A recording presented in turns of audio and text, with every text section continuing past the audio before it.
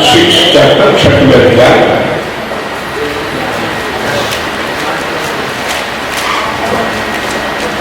उसका 7 वचन हम पढ़े। बनाते समय भवन ऐसे पत्थरों का बनाया गया जो वहां ले आने से पहले गढ़कर ठीक किए गए थे, और भवन के बनते समय हथौड़े, बसूली या और किसी प्रकार के लोहे के औजार का शब्द कभी सुनाई नहीं पड़ा। प्रभु इस पढ़े के वचन को आशीष दे। हम बैठ सकते हैं।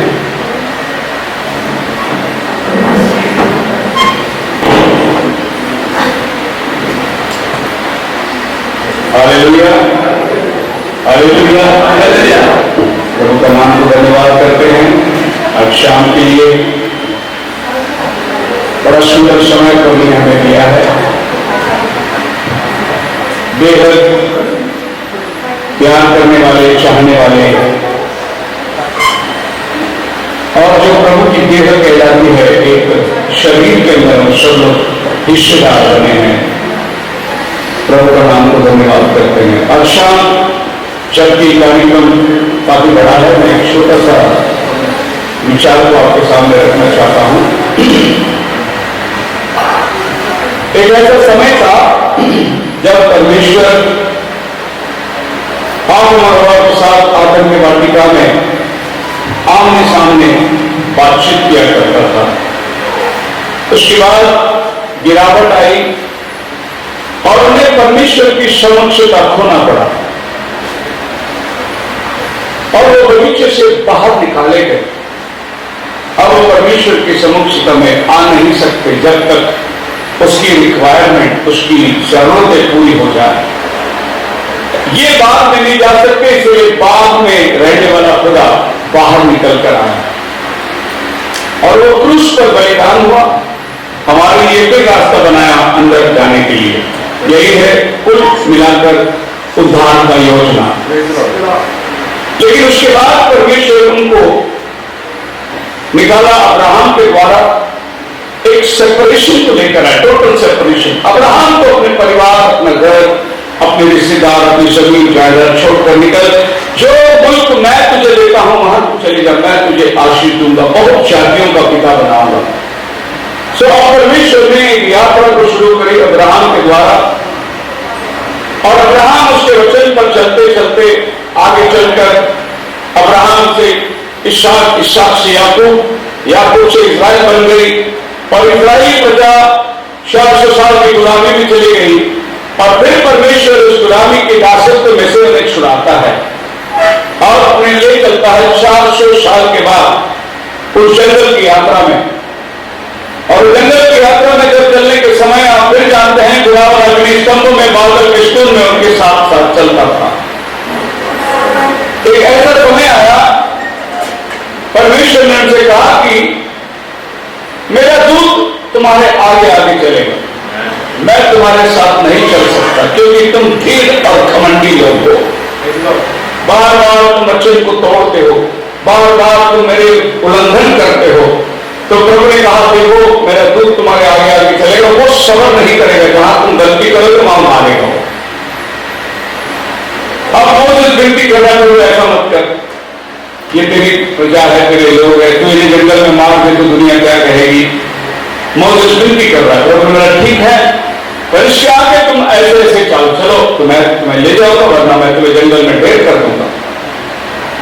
फिर वो समय आई जब दाऊद राजा आया, इस्राएलवासी राष्ट्र के रूप में, उनके पास अपने घोड़े, तलवार, ढाल, बर्छी आ गई। अभी अपनी हिफाजत करना वो लोग जान गए। शाऊल वहां हार गया, लेकिन दाऊद ने प्रभु का मन को भाया और प्रभु ने बोला मेरे दिल के जैसे एक राजा मुझे मिल गया है, और प्रभु ने उनको बोला तो इस्राएल की अगुवाई करो। अब दाऊद राजा ने अपने मन में सोचा कि मैं प्रभु के लिए भवन बनाऊंगा। प्रभु ने उसको दर्शन में कहा दाऊद तू नहीं बनाएगा भवन, क्योंकि तेरे हाथों में बहुत लहू बहाई है, बहुत युद्ध तूने लड़ा है, इसलिए तू भवन नहीं बनाएगा। मैं पीछे तेरे बेटे के हाथ से ये पृथ्वी में मैं शांति रखूंगा, उसके हाथ में कोई युद्ध नहीं होगा, उसके हाथ से मैं अपना भवन बनाऊंगा। और फिर सुलेमान आता है और प्रभु के लिए भवन बनाना शुरू करता है। अब जब सुलेमान भवन बनाना शुरू किया तब की बात है जब हमने पढ़े पहला राजा 6वें अध्याय। और वहां पर प्रभु से बहुत प्रसन्न था। उसकी 6वें अध्याय का ऊपर पढ़ सकते हैं। And it came to pass the 480th year after the children of Israel were come out of the land of Egypt. 400 साल के बाद प्रभु ने उनको निकाला। 400 साल से कनान देश में आके 80 साल के बाद में 480 साल हुए। देखो हमारा परमेश्वर कितना महान परमेश्वर है। 480 साल एक ही परमेश्वर है जो उनको अगुवाई करते चले आ रहा है। यहाँ के रास्ते में जो है हमारे खुद अपने परिवार के अंदर जो है अलग अलग देवी देवताएं होते हैं। वो किसी और को मानता है, ये किसी और को मानता है, लेकिन इजराइल का एक ही खुदा है जो शुरू से लेकर बरसों बरसों वही उनका खुदा बना रहा है। और हम प्रभु को धन्यवाद देते हैं। वही खुदा जो इजराइल को मिस्र से निकाल कर लाया आज हमारा भी खुदा है, हमारे सामने। अब परमेश्वर ने सुलेमान के द्वारा पृथ्वी में शांति लाई और सुलेमान के हाथ से प्रभु ने अपने भवन बनाना शुरुआत करी। और बाइबल कहते हैं ये भवन बनाने का टाइम प्रभु ने क्या किया। 7 वचन, पत्थरों का बनाया गया, ऐसे पत्थरों का बनाया गया जो वहां ले आने से पहले गढ़कर ठीक किए गए थे। Praise the Lord। प्रभु की भवन बनती है पत्थरों से और वो जीवित पत्थरों से प्रभु का भवन बनता है और जीवित पत्थर आप और अब बाइबल कहती है वहां सुलेमान भवन बनाने के टाइम पे जो पत्थर आते थे वो वहीं से बनकर आते थे। आपको भी प्रभु ने बना के लाया। आपको प्रभु ने जंगल से पहाड़ों से तरस कर उसको बनाकर ला के कलीसिया में बनाया। प्रभु के लिए एक जीवित पत्थर है जो उसके भवन बनते चले जा रहे हैं। एक ऐसा विशाल भवन प्रभु हमसे बना रहा है जहां पे आवाज नहीं। यहां लिखा हुआ है आगे, वो लाए जाने से पहले बनकर आती थी ताकि हथौड़े की ना ही कोई लोहे की औजार की आवाज, जब भवन बन रहा था ना हथौड़े की आवाज आई ना किसी लोहे के औजार की आवाज आई। मतलब भवन बड़ी साइलेंस में बन रही थी। बोलो आप समझ रहे हैं इतना बड़ा भवन अगर प्रभु साइलेंस में बन रहा है तो आज ये भवन कैसा बनना चाहिए। बिना गड़बड़ का, बिना कानाफूसी का, बिना कोई कुड़कुड़ाहट का, बिना कोई निंदा का ये भवन बनना चाहिए। क्योंकि आप और हम परमेश्वर के जीवित पत्थर है। एक पत्थर दूसरे पत्थर के साथ घिसेगा तो क्या निकलता है, आग निकलता है। वैसे एक विश्वासी दूसरे विश्वासी के साथ घिसेगा तो आग निकलता है। परमेश्वर के लिए एक जीवित भवन है जहां पर परमेश्वर हमें बनाना चाहता है और इसको कहते हैं the silence in building God's temple. The silence in building God's temple. परमेश्वर के भवन बनाने के लिए जो खामोशी चाहिए। अब सवाल ये होता परमेश्वर का भवन है क्या। पहला कोरिन्थियों की किताब उसकी 6वीं अध्याय 19 और 20 पढ़ के देखिए बाइबल क्या कहती है। What know ye not that your body is a temple of Holy Spirit, which is in you, which ye have of God, and ye are not your own। तुम परमेश्वर के मंदिर हो, तुम में परमेश्वर का आत्मा वास करता है, तुम अपने नहीं, तुम अपने। एक बहुत बड़ा प्रश्न है। तुम्हारे खुद के नहीं हो तुम। You are not of yourself. यदि मैं मेरा नहीं है फिर मैं है किसका। जिसने तुझे बनाया उसका है। मैं मेरा नहीं हूं, तुम अपने नहीं हो। एक बहुत बड़ा प्रश्न पौल कहते हैं कि तुम अपने नहीं हो, तुम खरीदे हुए हो, तुम किसी और का। जिसने तुम्हें जंगल से पत्थरों से तरस कर लाकर अपने भवन में बनाया वो बनाने वाले का तुम हो जाए। और आज हम सब मिलकर परमेश्वर के लिए एक भवन 20 वचन में लिखा है और ये are brought with a price therefore glorify God in your body. तुम दाम देकर मोल लिए गए, इसलिए अपने आप में परमेश्वर परमेश्वर की महिमा करो, and in your spirit which are God, और जो अपने परमेश्वर अपने आत्मा में जो कि परमेश्वर का आत्मा है। बोलो हालेलुया। नाउ नबी कहता है, व्हाट हियरस्ट दाउ एलाइजा, एलाइजा तू क्या सुनता है? इस मैसेज में नबी बोलता है, you know great things don't make much noise. बड़े बड़े महान जो काम है वो ज्यादा आवाज नहीं करती, बड़े बड़े काम ज्यादा आवाज नहीं करती। हालेलुया। आप समझ रहे हैं? नबी कहता है, did you ever think of that? Why you know the sun can draw million, 10 million gallons of water with less noise than we can pump a glass of full out of the pump. हमने motor pump में एक हंडा पानी निकाले, कितना आवाज आते हैं, लेकिन सूरज मिलियन टन पानी समुद्र से उठा के ले जाता बिना आवाज का। इसी को कहते हैं बड़े बड़े काम बिना आवाज के हो जाते हैं। हम लोग कभी कभी कहते हैं कि यार घर में छोटी सी बर्थडे पार्टी आई, इतना उलट पुलट हो गया, लेकिन बड़ी बड़ी कन्वेंशन आराम से निकल जाती है। बड़े बड़े कामों में आवाज, it is silence. God is doing his work in silence. खुदावन अपना काम बड़े बड़े खामोशी से कर रहा है, जिसका अंदाज हमारे पास नहीं है। Now, great things usually move silently. बड़ी जो चीज होती है बड़े आराम से गुजर के चली जाती है। The prophet बोलता है, Did you ever hear the planets turning around one another? क्या आपने कभी देखा जो चांद पृथ्वी को घूमती है कोई आवाज निकालती है? उसकी जो रफ्तार है, उसका जो डिस्टेंस है, इतना बड़ा डिस्टेंस है। ये पृथ्वी जो घूम रही है 24 घंटे में कोई एक्शन से घूम रही है, जो सुबह का शाम हो जाता है, कोई आवाज देती है? वो बड़ी खामोशी से अपना काम करता है। और हम लोगों को थोड़ा सा काम मिल गया, पूरे सर आत्म उठा के रख देते हैं। एक बजाने वाले का, एक साउंड वाले का, एक ऑर्गन वाले का थोड़ा सा काम मिल गया तो ओ मैंने देखा बहुत से लोग आते स्टेज में बड़ा गड़बड़ी हो जाता है उनका, क्या करेगा, काम कर रहा है, खाली एक छोटा सा इंस्ट्रूमेंट बजा रहा है, लेकिन उसकी गड़बड़ी इतनी बड़ी हो जाती है कि वहां गया, मेरा लाइन नहीं है, मेरा वायर नहीं है, वो नहीं है, ये नहीं है करके, और ये इंस्ट्रूमेंट इतना बड़ा काम कर देता भी नहीं आवाज का। इसके लिए प्रॉफिट बोलता है कि बड़े बड़े काम खामोशी से चलता है।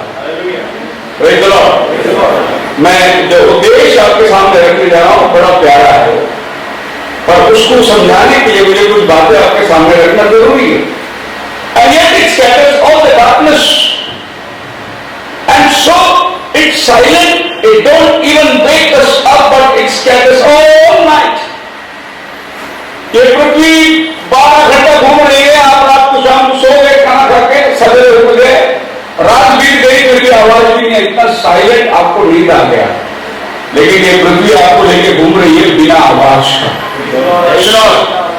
जापान में भूकंप हो गया, अभी बहुत बड़ा। जापान में हमेशा भूकंप होते रहते हैं, धरती हिलती है, लेकिन बिना हिले, बिना इतना खामोशी। The water from the sea evaporates and become clouds in heaven in silence.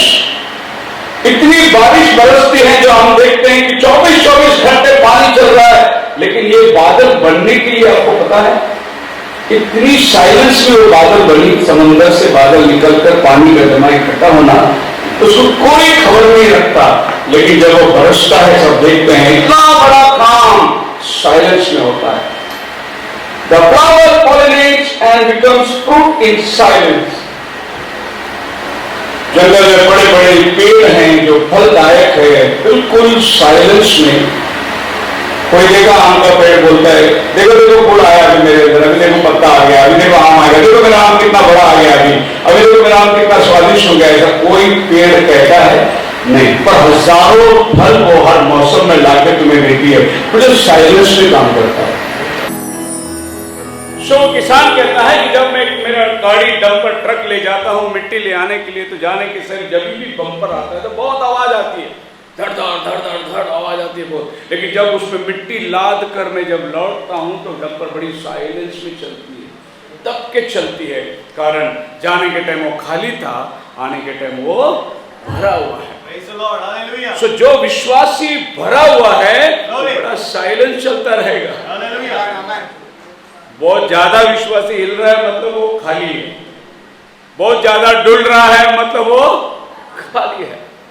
आप अनुभव करिए, एक आधा घड़ा पानी सर पे रख के चलिए तो देखो क्या होता है। जैसे आप पानी हिलेगा आप भी हिलेगी, लेकिन वो घड़ा मुहामुह भर के आप चलिए वो बिल्कुल घड़ा हिलेगा नहीं, आराम से आप लेके जा सकते हैं। तो जो विश्वासी आधा पवित्र आत्मा से भरा हुआ है, आधा अभिषेक है, वो ज्यादा हिलेगा। तो मैं अक्सर मीटिंगों में देखता हूँ कोई उछाल रहा है बाइबल, कोई पटक रहा है, कोई गिर रहा है, तो मैं समझता हूँ आधा भरा हुआ है, पूरा नहीं भरा। क्योंकि जब पूरा भर जाता है तो वो शांत हो जाता है, फिर उसमें से आपको हलचल और गड़बड़ी और कोई भी ये दिखाई नहीं देगा। वो बिल्कुल अपने आप को ये बताएगा कि मैं भरा हुआ हूं। Humble thyself, इस मैसेज में नबी कहता है you show me a church that's humble, real humble, not an arrogance, a church just sweet humble church. Profit कहता है कि मुझे कलीसिया बताओ जो बिल्कुल शांत है, जिसमें कोई गड़बड़ी नहीं है। I will show you a church that has a favor and power of God in it। और मैं तुम्हें बताऊंगा एक कलीसिया जिसमें परमेश्वर की नम्रता और परमेश्वर की सामर्थ भरा हुआ है। That's the thing, it takes humility, humbling ourselves before God, letting God just work through us, don't have to make a lot of noise। बहुत ज्यादा शोर मचाने की जरूरत नहीं, परमेश्वर को अपना काम करने के लिए दीजिए। Amen। बहुत ज्यादा लोगों के सामने प्रदर्शन करने की जरूरत नहीं, लेट गॉड डू इट। परमेश्वर को अपना काम करने दो, और परमेश्वर बड़े आराम से अपना काम करता है। बोलो हालेलुया।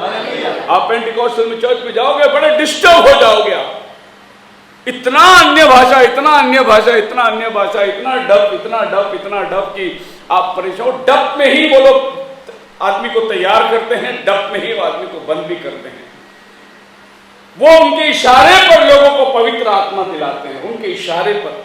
अगर वो डब बजाएंगे डग डग डग डग डग डग डग डग, सब लोग डब के हिसाब से नाचेंगे डग डग डग डग, जो स्पीड बढ़ेगी उनकी भी स्पीड बढ़ेगी, और जब डब बंद हो गया सब लोग शांत बैठ जाएंगे, ऐसे शांत हो जाएंगे। आप जाके देखिए पेंटिकोस्टल का अनुभव करिए। ये लोग पवित्र आत्मा को अपने आपे में क्रिएट करने को देखते, बनाने को देखते, लेकिन खुदावन ऐसा काम करता नहीं।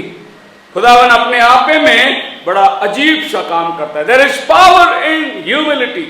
You know, people want power and really they don't know what power is. They don't really know what goes on. The way up is down always। लोगों को सामर्थ्य चाहिए, लोगों को बड़ा होना है, लेकिन बाइबल कहती है जिसको बड़ा होना है वो पहले छोटा बने। प्रभु का हिसाब किताब बिल्कुल उल्टा है।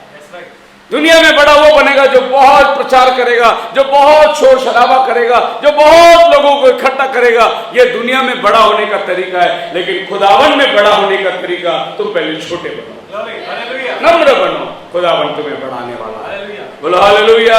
And you are more power than the man that runs over the building and makes a big load of noise. See, because you have been able to conquer yourself and commit yourself to Christ, to humble yourself before Him, that's really power। खुदा के सामने अपने आप को समर्पित करो, नम्र हो जाओ, वही सच कुछ सामर्थ्य है। चेले लोग आए भूत निकालने के लिए, सामने वो पटक रहा है, कभी आग में, कभी पानी में, कभी वो उनको मार रहा है, कभी इनके कपड़े उतार रहा है, कभी इनको नंगा भगा रहा है। ये दुष्ट आत्मा की हरकत उन्होंने उसके पिताजी के ले आकर यीशु मसीह के सामने खड़ा कर दिया। बोला मैं तेरे चेलों के सामने लाया था, ये ठीक नहीं कर सके। वो अभी भी उछल रहा है, पटक रहा है, कभी आग में, कभी पानी में। प्रभु यीशु मसीह ने क्या कहा? उसको देखा और निकल गया। जैसे मरा पड़ा। चेले बोले हम तो बाल पकड़े, चप्पल से मारे, झाड़ू से मारे, ना जाने भूत निकालने के लिए हमने क्या क्या कर दिया उसको।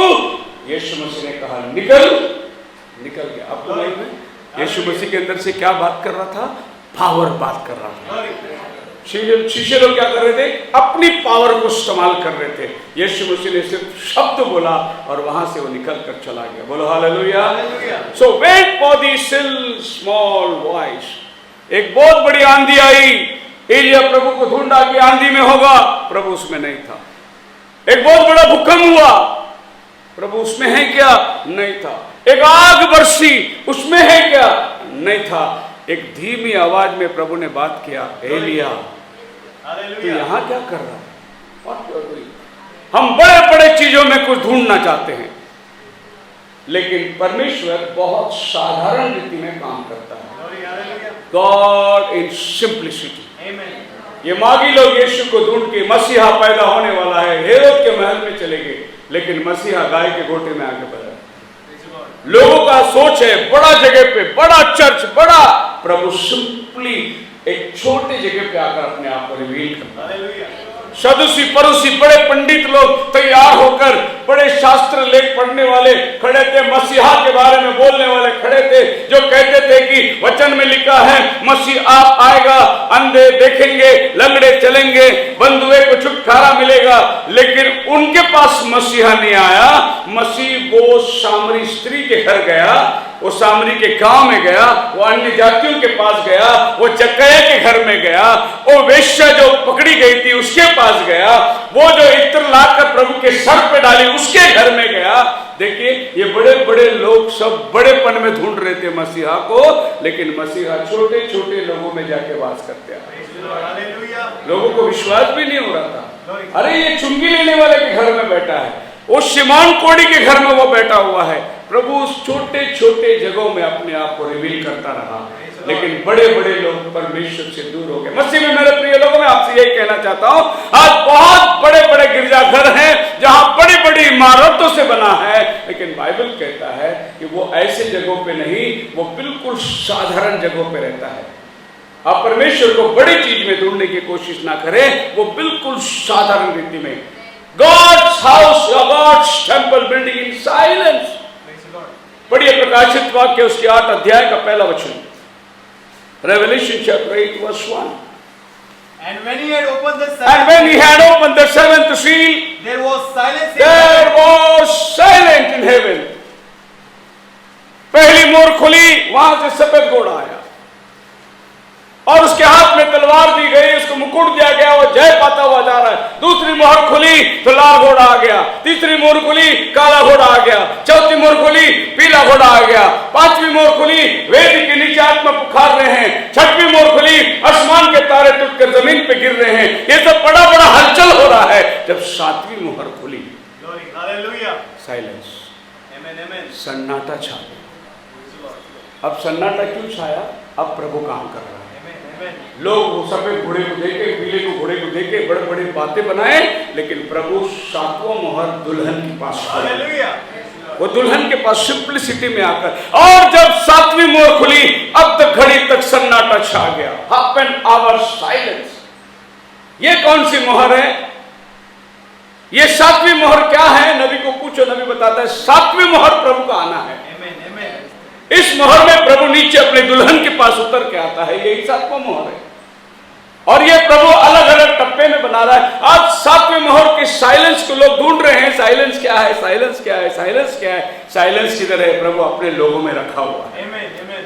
और जो खुदा के लोग हैं बड़े साइलेंस में अपना काम कर रहे हैं। उनको बहुत बड़ा दिखावा, उनको बहुत बड़ा काम दिखाने की जरूरत नहीं, वो बिल्कुल हम्बल रीति से अपना काम को सिद्ध कर रहे हैं। और बाइबल कहता है the lamb book took his that which is the seventh seal, just ready to be opened, there's silence in heaven and no one knew it was coming of the Lord। और किसी को मालूम नहीं कि वो अद्ध घड़ी क्या था।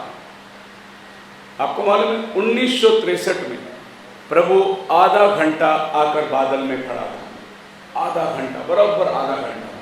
बाइबल कितना घंटा साइलेंस बोल रही है? आधा घंटा साइलेंस बोल रही है। प्रभु आधा घंटा आकर बादल में 1963 में, बिल्कुल साइलेंस, किसी को मालूम नहीं हो क्या रहा है, लेकिन प्रभु अपने दुल्हन के अंदर आकर 7 मोहरों का भेद देके चला गया। और आज आप और हम कौन से मोहर में हैं? 7वें मोहर के भेद में है हम लोग। पहली मोहर वो श्वेत घोड़ा जो एंटी क्राइस्ट आया, दूसरी मोहर जो कत्ल शुरुआत हुई वो कलीसिया की महायुद्ध जो बलिदान हुई, तीसरी मोहर वो गड़बड़ी आई जहां पर कलीसिया में पैसे और बाकी व्यवहार का काम आ गया, चौथी मोहर मरण कहलाया पीले घोड़े के साथ, पांचवी मोहर यहूदी लोग मारे गए, वेदी के नीचे पड़े पुकार रहे, छठवीं मोहर भूकंप सुनामी जो कुछ घटनाएं हो रही है ये सब छठवीं मोहर में है। आज अखबारों में पढ़ते हो भूकंप आया जापान में, वो छठवीं मोहर है, सुनामी आया वो छठवीं मोहर है। लेकिन आप और हम कहां हैं? हम 7वीं मोहर के अंतर्गत, हम 7th सील के अंदर छिपे हुए हैं जिसको बाइबल कहता है साइलेंस। तो ये जो घटना होती है ये बिल्कुल साइलेंस के अंदर खुदावन अपना काम करते गया ना। 7वां मोहर टूटना ये गड़बड़ी का मोहर नहीं है, इस मोहर से कोई घोड़ा नहीं आया, और याद रखना इस मोहर में कोई प्राणी भी नहीं आया कि आ और देख। इस मोहर में सिर्फ यूहन्ना देखा, सब कुछ शांत हो गया है, थोड़ा भी हलचल नहीं, ना कोई फरिश्ता। आसमान कैसा दिख रहा था यशायाह 6वां अध्याय के अंदर कि फरिश्ते उड़ रहे हैं, दो पैर से पंखों से ढापे हुए हैं, मुंह को ढापे हुए हैं, कोई अंगारे ले आ रहा है, प्रभु की वेदी में हालेलुया हालेलुया पवित्र पवित्र गीत गा रहे हैं, ये सब हलचल हो रहा है। लेकिन जब 7वां मोहर खुला सब अपने जगह पे खामोश हो गए, सारे उड़ने वाले फरिश्ते खामोश एक जगह, कोई आवाज नहीं, कोई हालेलुया नहीं, कोई शोर नहीं। जहां 24 घंटे पवित्र पवित्र कहा है वो जगह साइलेंट हो गया। कारण वो परमेश्वर अब अपनी दुल्हन में उतर कर आया, नीचे उतर कर आया। अभी पवित्र गीत या हालेलुया किधर हो रहा है? अपने दुल्हन के अंदर हो रहा है। बोलो हालेलुया। प्रभु बिल्कुल वो आसमान की साइलेंट को ले आकर अपने दुल्हन के अंदर आ गया। नबी कहता है why people are so tossed about, इस मैसेज में क्यों लोग यहां वहां धक्के खा रहे हैं? Why people are tossed about, क्यों आदमी कभी इधर भटक रहा है, कभी उधर भटक रहा है, कभी उधर जा रहा है, कभी इधर जा रहा है, इधर ऑफेंड हो गया, दूसरी जगह गया, उधर ऑफेंड हो गया, तीसरी जगह गया, फिर कुछ दिन घर ही बैठ गया, बोला चर्च नहीं चाहिए 6 महीना साल भर, फिर कभी जरूरत पड़ी चर्च में, कुछ प्रॉब्लम घर पे आ गया तो एक चर्च गया, फिर वापस थोड़ा दिन कर। Why people are tossed about, why you are not stable, क्यों आप स्थिर नहीं हैं, क्यों आपका जीवन गड़बड़ी के अंदर पड़ा हुआ है, क्यों आप तीतर भीतर भटक रहे हैं, जैसे हवा उड़ा ले जाती है ऐसे आप क्यों उड़ रहे हैं, आप एक जगह क्यों नहीं बन के बैठे हुए हैं? Why people are not tossed about and it saying, प्रभु ने नबी के द्वारा बोला एक टेंट विजन मैंने देखा, और टेंट विजन ऐसी थी, यहां से लोग आते थे, ये तंबू था, और तंबू के बाहर यहां से जाने के टाइम पे जो यहां से लंगड़ा आता था वो यहां से चल के जाता था, वो बैसा के अंदर छोड़ देता, जो व्हील चेयर में आता वो व्हील चेयर छोड़ के वो चल के जाता पैरों से, जो अंधा यहां से आता था वो यहां से देखता हुआ जाता। इसको बोलते टेंट विजन। नबी ने बोला कि एक ऐसी विजन चलने वाली है जो कि यहां से लोग आएंगे और यहां से चला जाएगा। नबी बोलते तंबू के अंदर क्या हो रहा था मुझे नहीं मालूम, देयर वाज साइलेंस। और एक बार हम लोगों ने कई वर्षों के पहले YMCA में एक मीटिंग हुई थी, उस मीटिंग में हमने एक प्रेयर लाइन चलाई थी। स्टेज पे यहां से लोग चढ़े, दोनों तरफ पास्टर खड़े हुए हैं, उनके बीच से गुजर के जाए और वहां से वो नीचे उतरे। तो इस स्टेज में से इतनी लाइन गुजरने की लोगों की बस की बात नहीं थी, लोगों को उठा के ले जाते थे, गिर जाते थे, उठा के ले जाते थे। तब एक पास्टर आए थे बॉम्बे से, उसका नाम था पास्टर, उसको एडविन अरसो पास्टर थे। वो उस मीटिंग में आए, बहुत हैरान हो गया, जैसे उनकी प्रार्थना हुई मेरे से आके मिले, बोले ब्रदर मुझे आज भाई ब्रनम का मैसेज याद आ गया, टेंट विजन, कि यहाँ से कोई जा रहा है, यहाँ से निकल जा रहा है। मैं आज बैठकर इस मैसेज को पढ़ा था और टेंट विजन क्या है करके मैं सोच रहा था, आज खुदावन ने मेरे आंखों के सामने करके बताया टेंट विजन क्या है। Praise the Lord. तो खुदावन बड़ी आराम से, हमारा इसका था द ब्राइड्स रिवाइवल, हमारा सब्जेक्ट था brides revival, all India bride इकट्ठे हुई थी, the brides revival. So brides revival का मतलब क्या है? वहां प्रभु काम करेगा, आपको काम करने की जरूरत आपको कुछ भी करने की जरूरत नहीं, प्रभु अपना काम को सिद्ध करता जाएगा। बोलो hallelujah. So there is silence in heaven. प्रभु का भवन बन रहा है, प्रभु की दुल्हन तैयार हो रही है। आज आप और हम, प्रभु की देह तैयार हो रही है, but it is very silent. आपको मालूम है आप ही ये पृथ्वी पर राज्य करने वाले हैं। Amen. 1000 साल Amen. Amen. प्रभु के साथ सिंहासन पर बैठने वाले हैं। Amen. कौन एमेन बोल रहा है? आप बोल रहे हैं? राज ब्रदर बोल रहे हैं? आप अकेले बैठने वाले? इनको सब शंका है, डाउट में ये बैठेंगे क्या पता नहीं। वो एमेन बोलते जा रहा है, उसको बोले मैं बैठने वाला हूँ, पक्का ये बात है, बैठने वाला हूँ। और आप लोग क्या कर रहे हैं? मैं बोल रहा हूँ आप ये पृथ्वी में राज्य करने वाले हैं। Amen. Amen. Hallelujah. 1000 साल, 1-2 दिन नहीं, कितने हजार साल 1000 साल प्रभु के साथ बैठने वाले हैं। बोलो आमीन। Glory. Amen. लेकिन आप सोचा कि इतना बड़ा काम के लिए प्रभु आपको तैयार कितना आराम से कर रहा है, Yes, that's true. That's true. कितनी साइलेंस में प्रभु तैयार कर रहा है अपने ब्राइड को। कोई हलचल नहीं, किसी को पता नहीं, प्रभु आपको तैयार कर रहा है। उसके साथ राज्य करने के एक बहुत बड़ी प्रजा को प्रभु तैयार कर रहा है। Hallelujah. लेकिन अगर आप बाहर बोलोगे तो लोग यकीन नहीं करोगे, पर प्रभु आपको तैयार कर रहा है। Amen. शायद यही है प्रभु का भवन। उस दिन सुलेमान पत्थरों से बनाया, आवाज नहीं थी।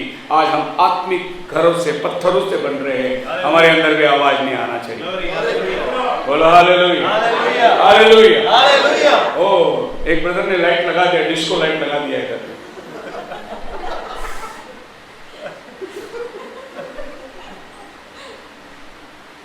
उसने क्या सोचा कि आज की जो माहौल है उसमें थोड़ा शोभा बढ़ जाए, इसके लिए डिस्को लाइट लगा दिया उसने, है नहीं?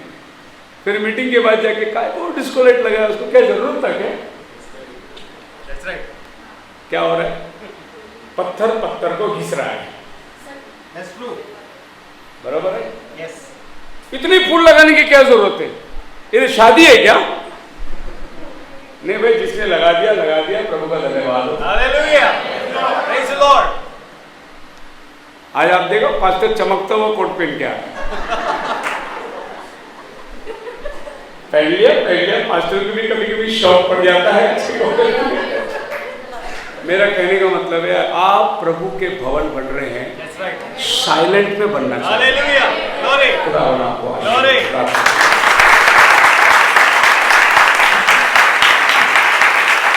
मेरे अच्छे पिता धन्यवाद देते हैं आज के बड़े समय के लिए, और आज चर्च ने बहुत सारे कार्यक्रम को रखा है, हम उसका आनंद लेना चाहते हैं। प्रभु यीशु के नाम से मांगते, सुन और कबूल कर।